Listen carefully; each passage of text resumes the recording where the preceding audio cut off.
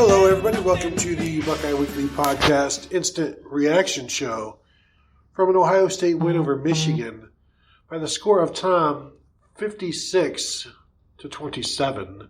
This represents some real progress for Michigan, which did not give up 60 points today, which is, that's big. That's trending in the right direction. To be fair, their defense did give up more points than they did a year ago. Mm-hmm. But the Michigan offense, they scored some points and they didn't give up any points. That's something. They scored fewer points than a year ago, but, that's a direction that they're trending. That is a direction. Right off, I'm going to have to apologize for the sound quality on the podcast, most likely. Somebody forgot the microphones in my car. Darn you, Jim Harbaugh. You've done it again. So that's probably why maybe the sound isn't great. But still, what was great, Tom, the 29-point win over Michigan. How many wins is that in a row? I've lost track after like 7. That would be 8. 8 wins in a row over Michigan. And that would be the most Ohio State has ever had in this series. And if you recall, before that, those 8 wins, they lost once, and then they won 7 in a row before that, which was the previous log. So 15 out of 16 seems good. I don't know. Is that good? It's pretty good, and I'm not trying to jinx next year or anything, but it's hard to imagine Michigan then going into Ohio State next year and winning. Yeah, with a new starting quarterback and Justin Fields back, and Ohio State loses a bunch of talent, but Ohio State does fairly stocked for in general. We'll see how New Michigan head coach Greg Schiano does. No. Well, I have to write a really mean thing about Jim Harbaugh, so he's not allowed to get fired until at least I publish that. Well, all right. So let's talk about this game. It pretty much came. We talked all week. You have to run the ball. If you don't run the ball, you're not going to win. Right. Michigan fans tried to explain to me, yeah, but we're throwing the ball really, really well right now. And so if you're doing that, that's great. And for the first half, they almost looked like they were correct. Shea Patterson threw for 250 yards. But the thing about running the ball is you wear out your opponent. Yes. And Michigan got wore out. Ohio State ran the ball 50 times, 264 yards. 211 of those yards belonged to J.K. Dobbins, who went 31 for 211 with 4 touchdowns. The workhorse that you need in this game, and Ryan Day relied on him. Now he joins Carlos Hyde, Ezekiel Elliott, Beanie Wells, those guys who have gone over 200 yards against Michigan. That's rarefied air. That's a career high for him, 211 yards. I believe he is now second leading rusher in Ohio State history. That's probably true. I didn't go back and look this year. He's over 4,000 yards now. Then he would be second because Archie's at 5,500, and I don't think anyone else is over 4,000. So it's he had a 30-yarder, like a 33-yarder, and a 41-yarder. Mm-hmm. And then his other 28 carries, he just eked out 110 yards or something. Yeah, this was, I think, exactly what we were thinking could happen with him. That you pound him. Michigan just does not have the depth on the defensive line. And if you don't have the depth on the defensive line, you eventually wear out. And that last 33-yard run at the end, untouched. Those holes get a little bigger, and you're running downhill a little faster, and there's not a whole lot Michigan can do about it. Although there was holes from the first carry. The first carry was like 22 or 23, and then next drive he had a 30-yarder or something like that, where they were it got to the point where you're like, why is Ohio State throwing the ball? Stop throwing the ball. Yeah. Just run it. Yeah. Michigan can't do anything about it. If they can't stop you in the first quarter, there's no way they're going to stop you in the fourth. Just keep running. Right. And there was, at one point in the first half, right before halftime, Ohio State punted it away, and Michigan was offsides and gave Ohio State a first down. That was the first time I thought, okay, now you take a shot downfield. Right, because like that, you have the sudden change thing. You really catch Michigan off guard. Boom, they take a shot downfield. Garrett Wilson down to the 5 or something like that. J.K. Dobbins in on the next play. And that was like that just small mistake from Michigan to give Ohio State another drive swung the game. That, and then what Michigan did on the ensuing possession, which was go right down the field and decide, you know what? we should kick a field goal because a field goal is going to be the difference in this game. That 3 points when at that point they were on pace to give up, was it 52 points to Ohio State? I mean 56. I think that's like a maybe read the room here, Jim Harbaugh. Like I don't think 3 points is going to win this game for you. No, and there were a couple times he decided to do that, to make a two-score game a two-score game, stuff like that. And like, well, why exactly are you doing this? But I think we learned years ago, don't try to understand or interpret Jim Harbaugh because he's going to do what he does, and then Ryan Day's going to take advantage of it. Urban Meyer's going to take advantage of it. This was the second week in a row that Ryan Day coached to win, and the coach going against Ohio State coached to not lose, and just sort of stay in the game and see what happens. And it's like, well, I get kind of wanting to hang around, but going into halftime 28-13 versus 28-16, knowing you have to kick the ball off to Ohio State, that 3 points doesn't make a huge difference. You got to try and score a touchdown there. And with the way your defense is playing, you might want to onside kick it to start the third quarter because you're not stopping anyone. Right. And first of all, I didn't agree with taking the ball, even though they scored. I never like taking the ball because it gives the opponent an opportunity to get 2 consecutive possessions, at the end of the first half, and then start the second half. And just so much of his decision making. Even Ryan Day talked about after the game, like I went conservative, and then I said no more. Yeah. And I went back to being aggressive, and he had to catch himself in this game and get back to being what he wants to be. And, Jim Harbaugh is not that's not who he wants to be. He just wants to be, I don't know. Well, he is the guy who played quarterback under Bo Schembechler, who was, the king of man ball and doing it the Michigan way, and this is the way we do it, and this is the way we'll always do it. And he has seen the need to modernize to the point that he's brought in Josh Gaddis, and they're slinging the ball all around the stadium in the first half. But that conservatism creeps in. It's like, well, we've got to be able to punt the ball away. We've got to be able to just get the points when we need them and trust our defense. It's like, your defense has proven extremely untrustworthy today. Why are you doing that? Yeah, and they were moving the ball well in the first half, and to decide on 4th and 5, you're just going to kick a field goal, and that lost momentum just doing that. So even if you wouldn't have scored a touchdown, either way you were losing momentum. Yeah. You score a touchdown there, and you've got the momentum. Right. That drive was a 2-yard rush, a 24-yard pass, a 17-yard pass, a 21-yard pass, and then 1st and goal to 5, incomplete pass to a tight end. 2nd down, rush for no gain. Great play by Damon Arnett. That was a huge play by Damon Arnett to knock Giles Jackson out for no gain. 3rd down, incomplete pass to Donovan Peoples-Jones. 4th down at the 5, clock at 19 seconds. Kick a field goal. I mean, before that drive, after that Ohio State score, after the punt and the penalty, the long pass to Garrett Wilson, and the touchdown by J.K. Dobbins, I said, this is it. This is a program-defining drive for Michigan right here. I said that before the drive, their program has been defined. That's it. They are what they are. They are what they are, and they seem, I don't know, content. They seem understanding of who they are, what they are, in terms of, like he does.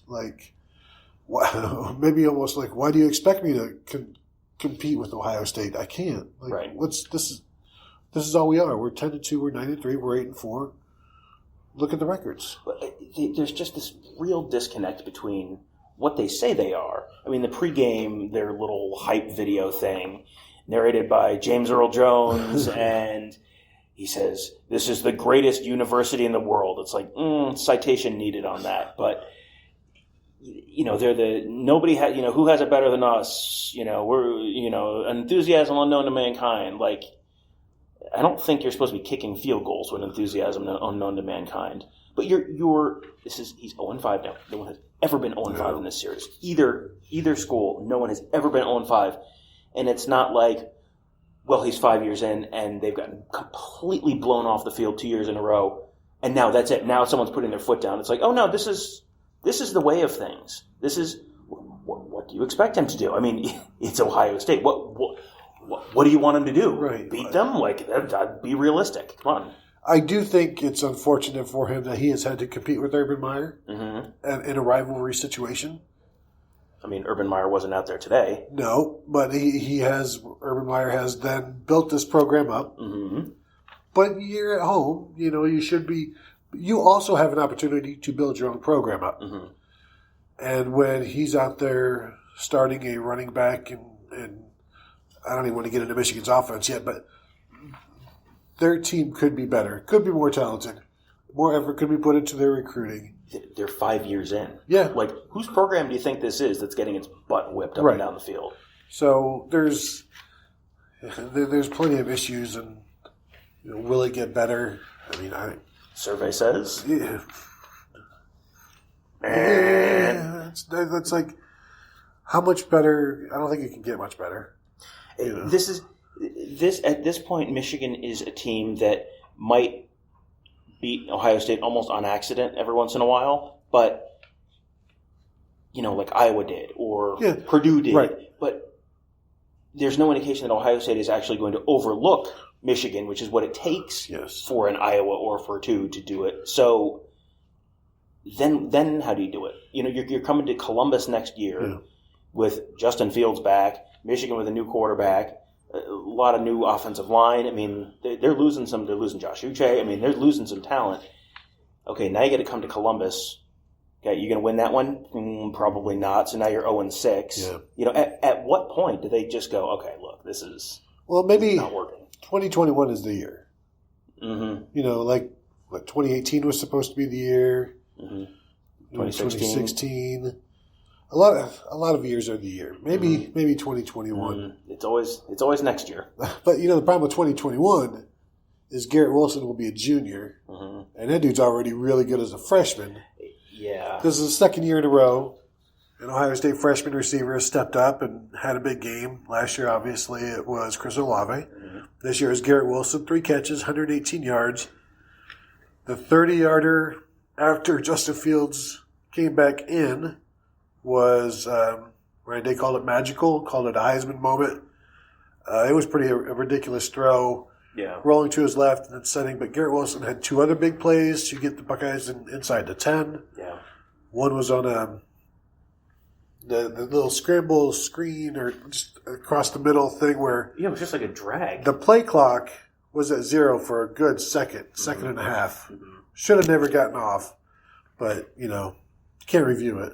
Yeah. Unfortunately, you can't review it. Yeah. Unfortunately, Tom, you can't review it. That was one of the great rock paper scissors moments for Ohio State. Yeah. Because it was like they called the play knowing that Michigan was going to bring pressure and be in man.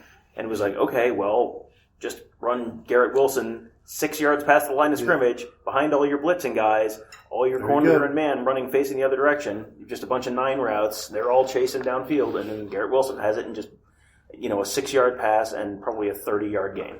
And just like Chris Olave, big special teams play last year. Mm-hmm. Except not a great special teams play, but I said big one. Yeah, big. Yeah. So with a muff punt, and he'll be fine. Don't worry about him. Just you gotta catch those. And Chris Olave had one that was he finished with 2 catches, 68 yards, a touchdown, 57-yard long. He could have had another 50-something yarder, and it just dropped it. Justin Fields dropped it, put it right in his hands, and he just didn't hang on to it.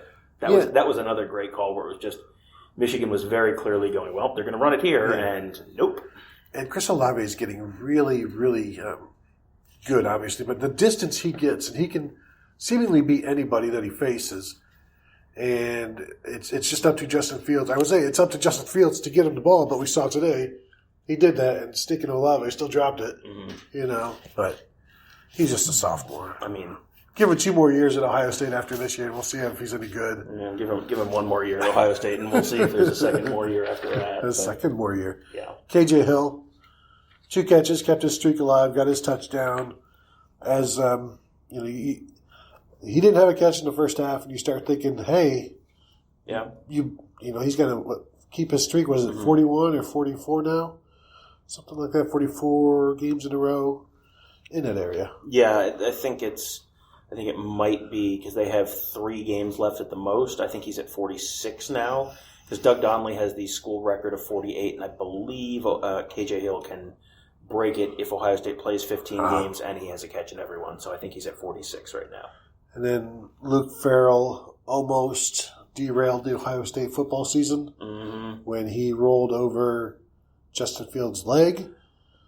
That was, re-aggravating a sprained MCL, which Justin Fields told us. It's like, medical information of injuries. Bring me more.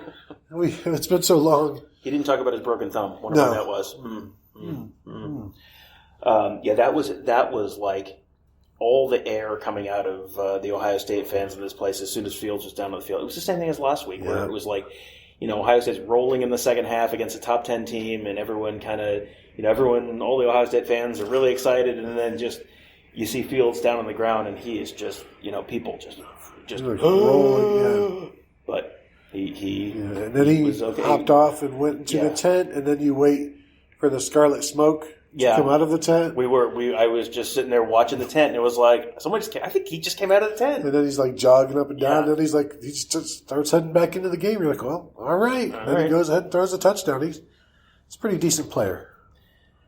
Pretty decent. He's okay. He's okay. Okay, give him time. He had a better game than the other 5-star transfer quarterback in this game. And that's a good segue because Shea Patterson, 14 of 19 in the first half, 250 yards. He was incredible in the first half. Very, very good. Incredible in the first half. The second half. Yeah, and then what happened? 4 of 24 for 55 yards. That was impressive. And they made some adjustments. Ryan Day didn't really get into it. Chase Young said, they just made some adjustments and they got after him. And it goes back to that thing where if you're just going to throw the ball, because as Chase Young said, we knew what they were going to do. Mm-hmm. We saw what they were doing in the first half. We knew what they were going to do. And if you just continue to throw it, you become one-dimensional. Defenses don't have to worry about the run game, and then they don't. And eventually they get some stops. I think also in there, no Sean Wade. Huge factor. That really, really hurt. And it took everybody else the first half to, I think, get up to speed and get comfortable. And then you make those adjustments at halftime and put everybody in a situation where they can work better. But that second half was impressive. To only give up like 27 points when they were moving the ball like they were in the first half without Sean Wade. David Arnett goes out a little bit. Jordan Fuller almost gets kicked out.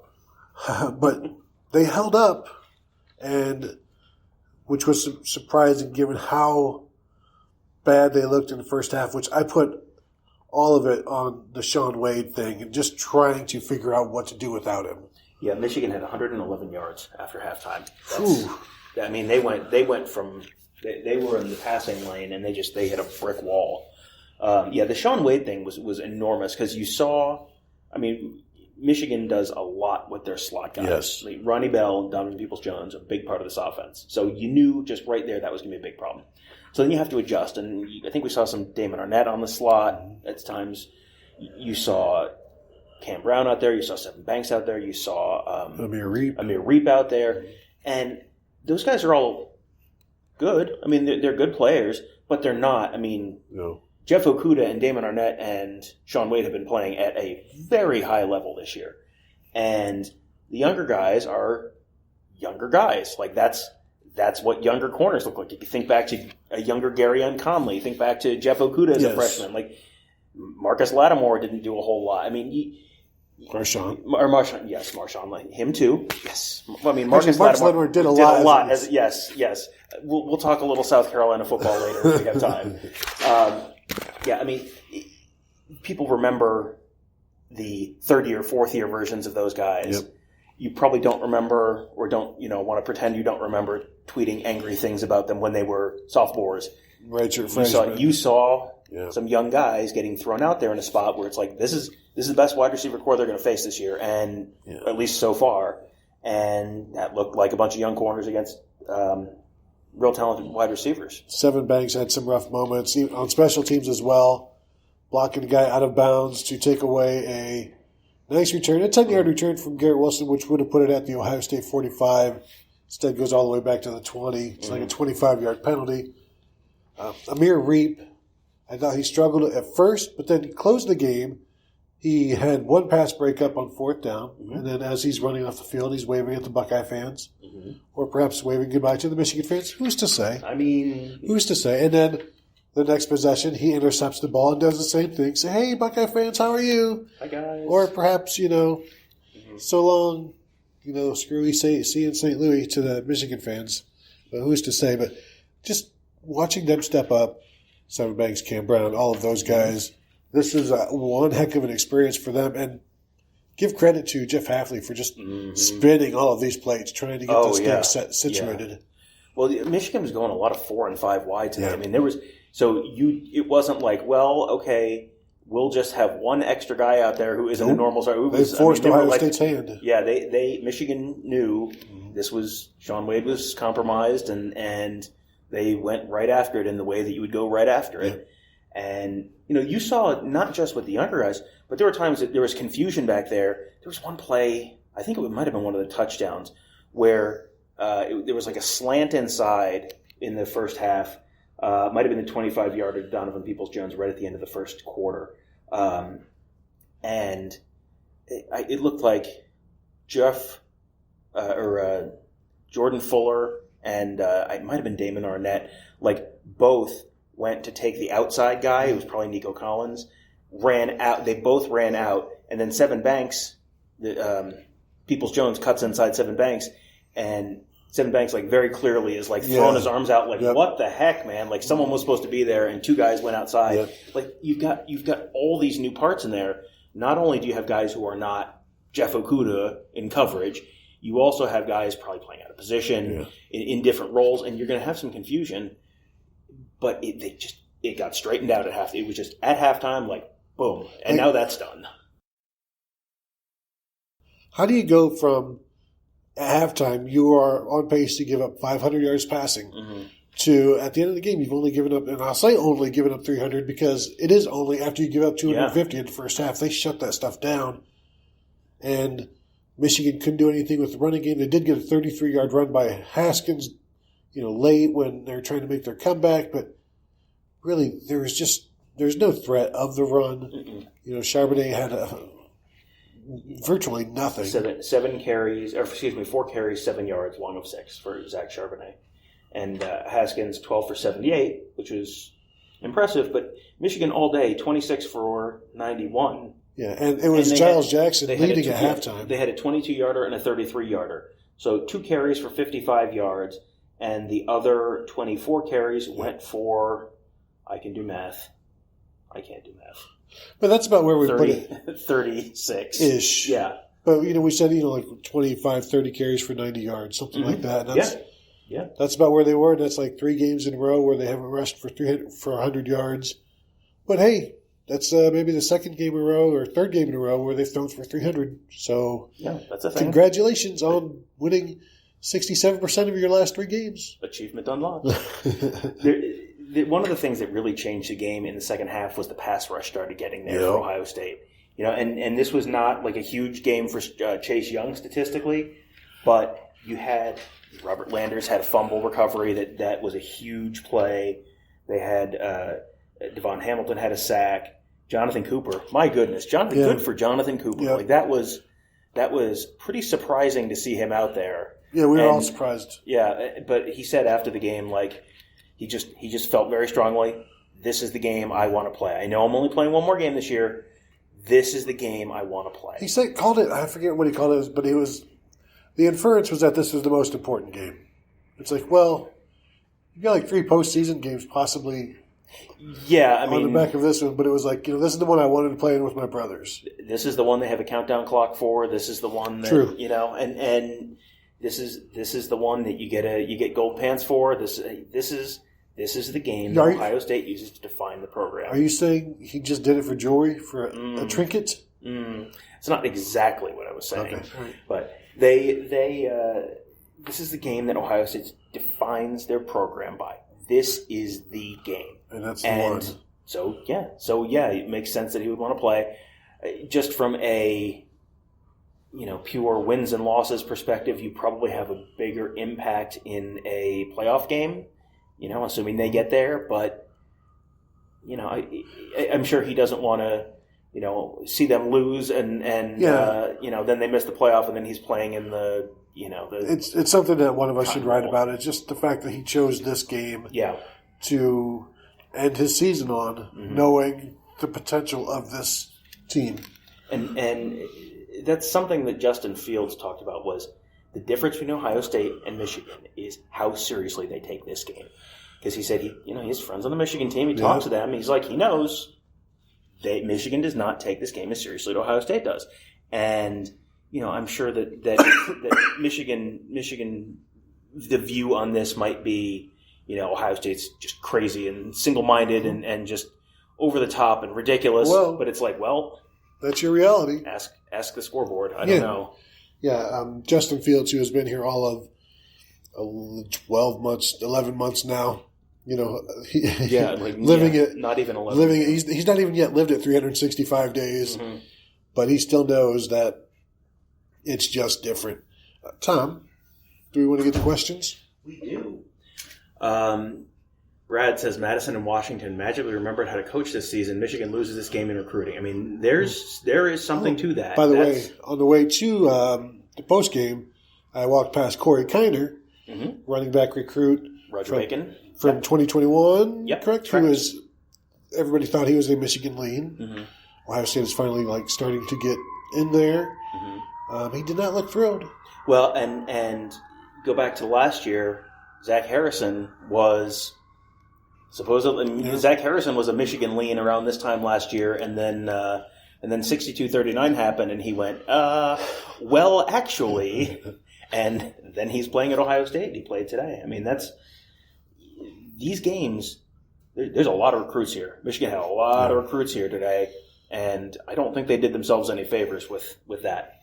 Matt says, what did Harbaugh say during post? I have not watched that. Our Caroline Rice went to cover that. The one thing that someone mentioned was, someone asked, like, why are these games so lopsided? And he said, I answer questions. I don't answer insults. It's like, well, I mean, this is like, look around you, man. Like, this is what it is. If the data is insulting, that's not the person providing the data. That's just facts. Yeah. If you're insulted by facts, that's on you. Yeah. Do something about it. Yeah. That's I'm going to end up writing about Harbaugh when we're done with this. I have not watched that whole press conference. That was kind of the Cliff Notes version of what I heard, but he's never great in post game, and I'm sure when he loses he's less great. Caroline was telling me that some of the players are like, they're tired of it. It's the same thing every year. Sure. When you're saying it's the same thing every year, then it's like, well, you have already been defeated almost before the game, right?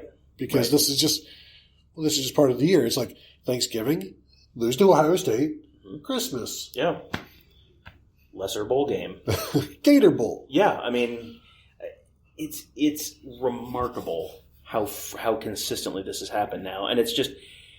You have now recruits who are coming in next year. The recruits who are coming in next year, right now they're in 12th grade. That means they were in 4th grade the last time Ohio State lost this game.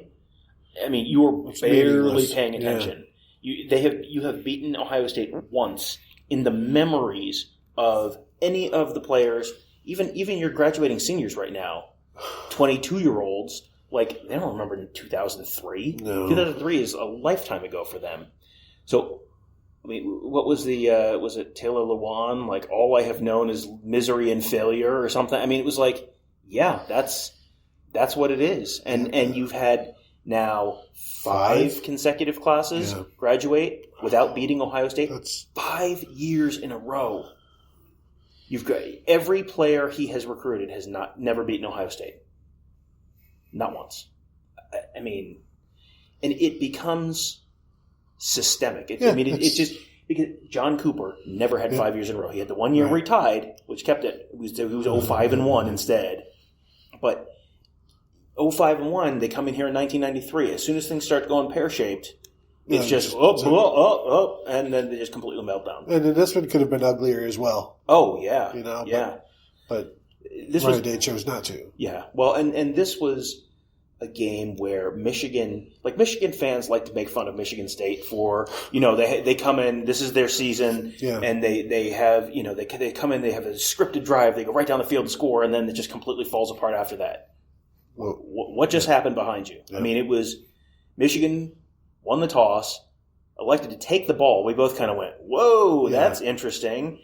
And they very clearly, like, if you're taking the ball, you have a drive where you think we are going to go right down the field. We're going to establish it, blah blah blah blah blah, and we're going to put points on the board. We're going to assert our dominance. And it's like, okay, that happened.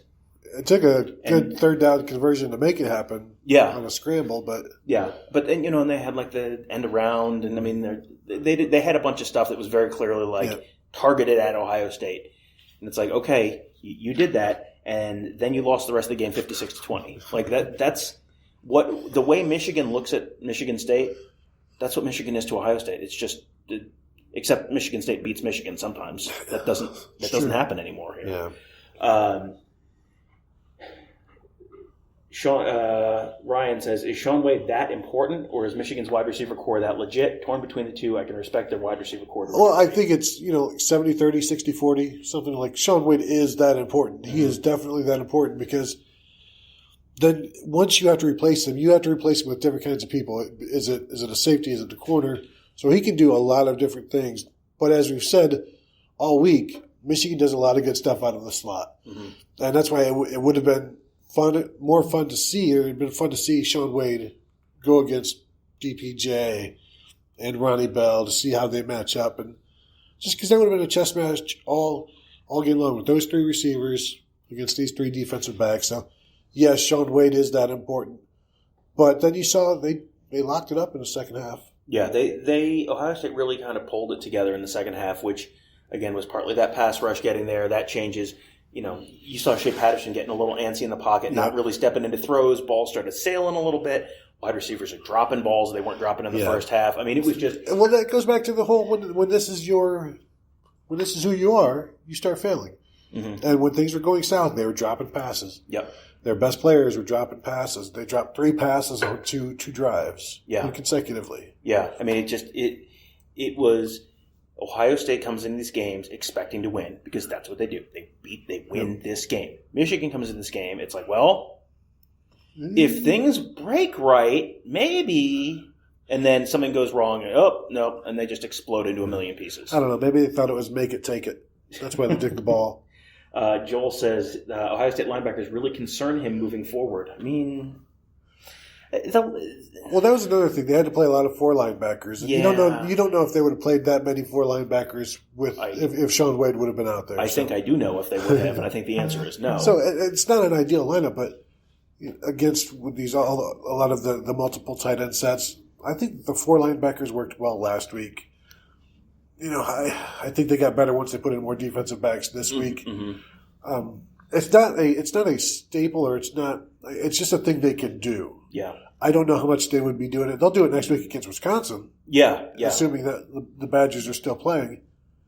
But then after that, I don't know that there's going to be much call for 4 linebackers. Well, this goes back a little bit to the Shaun Wade thing, where Shaun Wade, when we talked to Jeff Hafley in the spring, called him a Swiss Army knife. Yeah.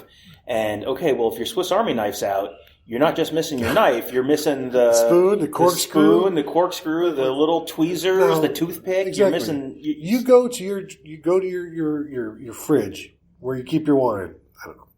You take a spoon. You keep white in the fridge. And you try to take your spoon and try to open that cork. Mm-hmm. That's Amir Reep. That's Sean. That's Brendan White. That's it's not Shaun Wade who can just be like, oh yeah, let me get that for you, and I'll just pop that, and we're good to go. Yeah, the good thing about having a Swiss Army knife like Shaun Wade is he can do a whole bunch of stuff.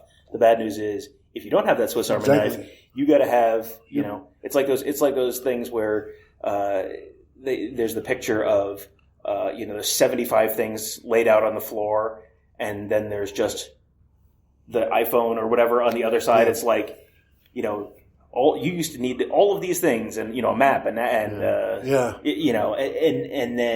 Walkman, and it's like, oh, now this is all in this one phone. Well, when you lose your phone, you're kind of screwed because everything's on your phone. There's a lot of eggs in the Shaun Wade basket. Yes, yeah. Now, and he was out there warming up before the game. Mm-hmm.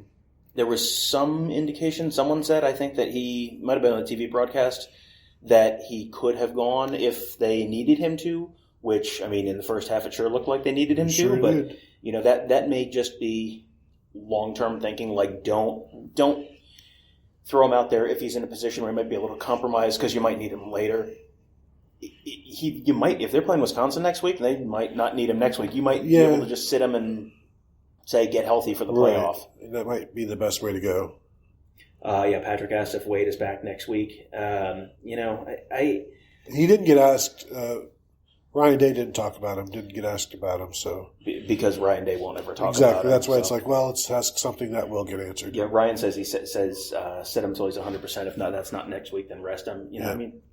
I know. I think if Minnesota comes back, you might want to play him if he can go. Yeah. I mean, if he's good to go at that point, then you're not going to significantly run the risk of hurting him worse. Yep. Then go ahead and bring him out, put him out there. But you know, if they're being cautious with him, then that tells me it may be something that you're running the risk of aggravating, and it's, you know, hypothetically it's a hamstring, and it's like if you tweak that again, you go back to 0 or worse. John says, congrats on beating Notre Dame and Michigan State, Harbaugh. As Meatloaf sang in the 70s, don't be sad because 2 out of 3 ain't bad. I mean, I gotta think that they're feeling. They're not. I can't think they're feeling very good right now because they beat 2 of their rivals. Mm-hmm. Yeah. Well, Ohio State only beat 1. They didn't beat the one they care about. I mean, that's that. And this was a year that you sort of had Michigan talking about, you know, really making the Ohio State game a point of emphasis. And Don Brown, what did Don Brown say like 3 weeks ago? Yeah, but Ohio State better watch out. The offense better watch out. It better be careful. Better be careful. Yeah, yes. They've got something, you know, because we've got something for them. And 56 points later. Yeah, I mean, was Ryan Day careful? Yeah, I remember you asking Ryan Day about that right after that happened, and Ryan Day, just his expression on his face was just very serious, and just it wasn't like crack a smile, it wasn't like raise an eyebrow, it was just kind of like looking at you very serious. You know, did you hear that? No. Do you have any comment on that? No. Like, all right, well, but I think you know what? As Urban Meyer last year with quarterbacks under center said, I'll take that under advisement.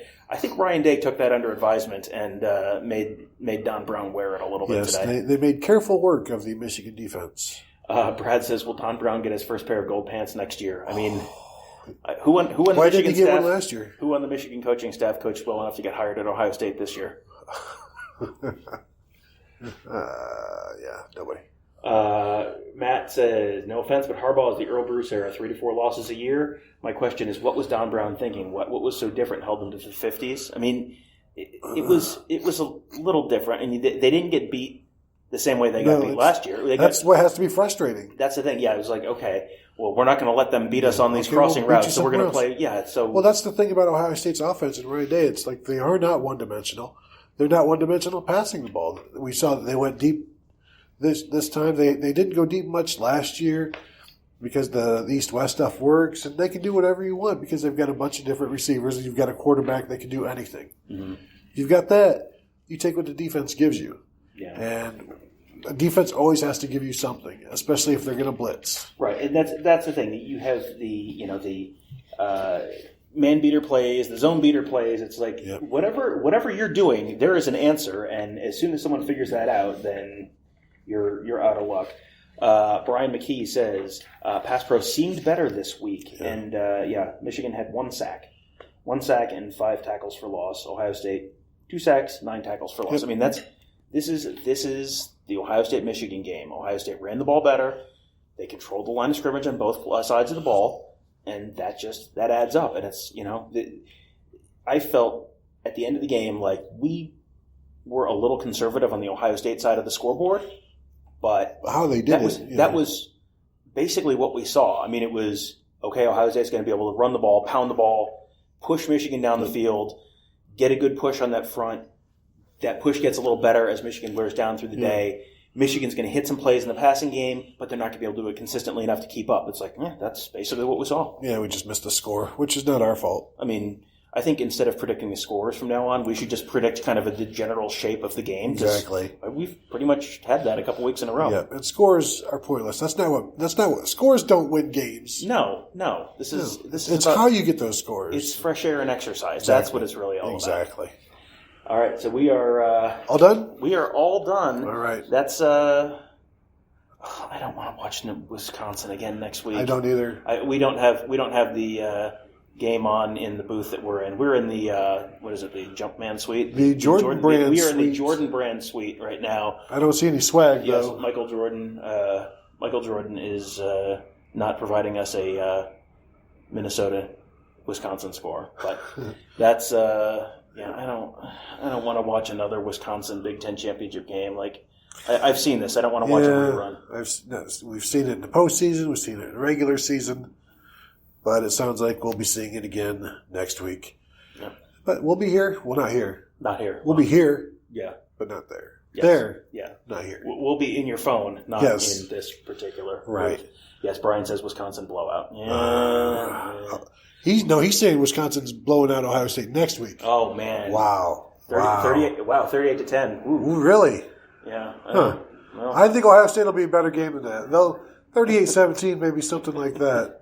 Brian, I'm sorry that's a bit much. So, Tom, is that going to do it? I think that's going to do it. Just maybe worth revisiting one more time, just because I'm sure people aren't tired of hearing it yet. 56 points.